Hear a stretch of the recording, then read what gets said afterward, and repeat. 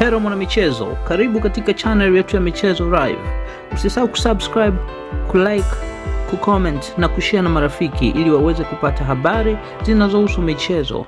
Klabu ya Yanga imefanikiwa kutinga hatua ya fainali ya Kombe la Mapinduzi baada ya kuibuka na ushindi mwembamba wa bao 1-0 dhidi ya Singida Black Stars katika mchezo wa nusu fainali ya pili uliochezwa uwanja wa New Amaan Complex, Zanzibar.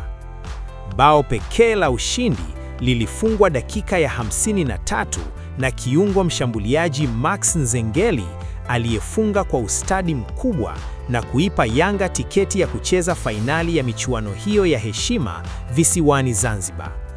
Katika kipindi cha kwanza cha mchezo huo, timu zote zilionyesha mchezo wa ushindani mkubwa, huku kila upande ukitafuta bao la mapema, lakini jitihada zao ziligonga mwamba na kwenda mapumziko zikiwa sare ya bila kufungana.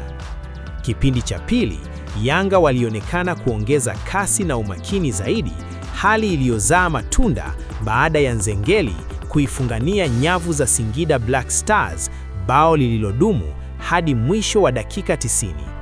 Kwa ushindi huo, Yanga sasa wanajiandaa kwa mchezo wa fainali dhidi ya Azam FC ambao umepangwa kuchezwa Januari 13, 2025 katika uwanja huo huo wa New Amaan Complex, Zanzibar, wakisaka kulitoa taji la Kombe la Mapinduzi.